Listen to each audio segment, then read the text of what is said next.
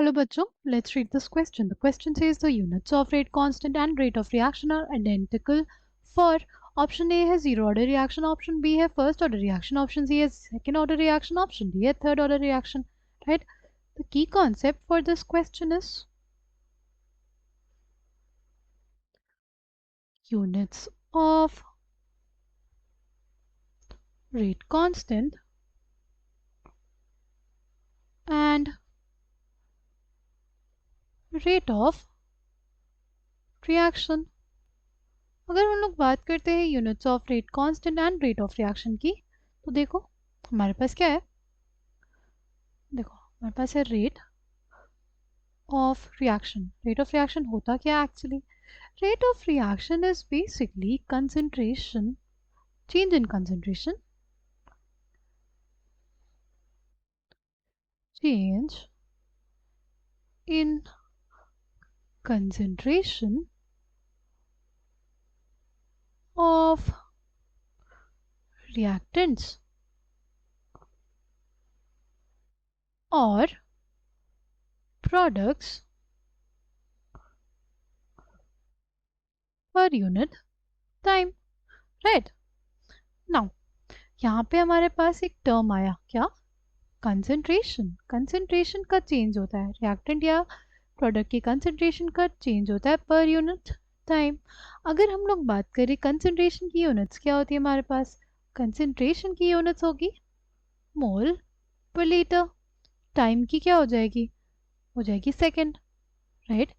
तो rate of reaction की unit क्या हो जाएगी, मोल पर लीटर पर सेकेंड, राइट? और हमें पता है rate law expression which is rate is equals to rate of reaction is basically equals to rate constant. यहाँ पे क्या होता है, यहाँ पे होता है reactant की concentration की पावर अल्फा, राइट? ये जो अल्फा होता है इसी को हम लोग क्या बोलते हैं, इसी को बोलते हैं हम लोग ऑर्डर ऑफ रिएक्शन. जो रेट लॉ एक्सप्रेशन में जो हमारे पास रिएक्टेंट की कंसंट्रेशन की पावर होती है उसी को हम लोग क्या बोलते हैं, ऑर्डर ऑफ रिएक्शन. ठीक. अब कब हमारे पास जो रेट कांस्टेंट है उसकी यूनिट इसके बराबर हो जाएगी, रेट ऑफ रिएक्शन के. कब हो सकता है ये, अगर हमारे पास सपोज अल्फा 0 ले लें तो क्या होगा, तो rate of reaction will be equals to ये हमारे पास क्या हो जाएगा, रिएक्टेंट की कंसंट्रेशन की पावर 0, राइट? अगर किसी चीज़ की पावर 0 होती है अल्टीमेटली वो किसके बराबर हो जाता है, वो बेसिकली बराबर हो जाता है 1 के. यानी हमारे पास यहाँ पे रेट ऑफ रिएक्शन की जो यूनिट आएगी किसके बराबर आ जाएगी, रेट कांस्टेंट के. इसकी यूनिट थी हमारे पास मोल पर लीटर पर सेकेंड, इसकी भी क्या हो जाएगी, मोल पर लीटर पर सेकेंड. ओके. अगर हमारे पास अल्फा इज इक्वल टू 1 है तो क्या रेट ऑफ रिएक्शन की जो यूनिट आएगी वो सिमिलर आएगी रेट कांस्टेंट की यूनिट के या नहीं, लेट्स फाइंड आउट. तो rate of reaction is equals to K into reactant की कंसंट्रेशन हमें क्या लेनी है इस बार, फर्स्ट ऑर्डर रिएक्शन लेना, यानी अल्फा हमारे पास क्या हो जाएगा, 1 हो जाएगा. तो अब हमारे पास रेट ऑफ रिएक्शन की तो यूनिट क्या है, मोल पर लीटर पर सेकेंड. रिएक्टेंट की कंसंट्रेशन है हमारे पास, तो कंसंट्रेशन की यूनिट क्या होती है, मोल पर litre.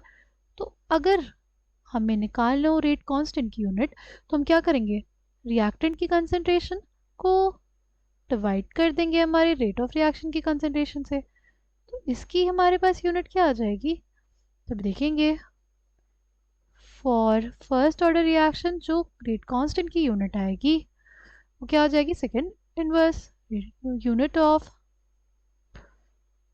rate constant for first order reaction is second inverse, right? अगर हमें देखना हो सेकेंड ऑर्डर थर्ड ऑर्डर के लिए तो सिंपली हम लोग क्या करेंगे, देखो रेट ऑफ रिएक्शन को लिख देंगे is equals to rate constant into जो हमारे पास कंसंट्रेशन होगा रिएक्टेंट का, उसकी पावर क्या ले लेते हैं, एन ले लेते हैं। ठीक, हमें पता है रेट ऑफ रिएक्शन की जो यूनिट आती है वो मोल पर लीटर पर सेकेंड आती है, राइट। और अगर हम लोग बात करते हैं कंसंट्रेशन ऑफ रिएक्टेंट की, जो यूनिट आएगी वो मोल पर लीटर आएगी, उसमें raise to the power n रहेगा, राइट। तो हमारे पास क्या आ जाएगी ultimately, mole per liter 1 minus n second inverse will be the unit of the rate constant, right। अब इसमें हम लोग वैल्यूज रख सकते हैं। अगर हमने 0 रखा तो हमारे पास क्या आ जाएगा, मोल पर लीटर पर सेकेंड। अगर हमने 1 रखा तो हमारे पास ये क्वांटिटी 1 हो जाएगी, हमारे पास बचेगा क्या, सेकेंड इनवर्स। अगर हमारे पास हमने 2 रखा तो क्या आ जाएगी यूनिट, हो जाएगी मोल इनवर्स लीटर पर सेकेंड, राइट। तो हमसे क्वेश्चन में यही पूछा था ना कि किसके लिए रेट कांस्टेंट की यूनिट रेट ऑफ रिएक्शन के बराबर हो जाएगी, तो वो हो जाएगा किसके लिए, जीरो ऑर्डर रिएक्शन के लिए। Option A will be the correct answer for this question. I hope you understood it well. Thank you, all the best.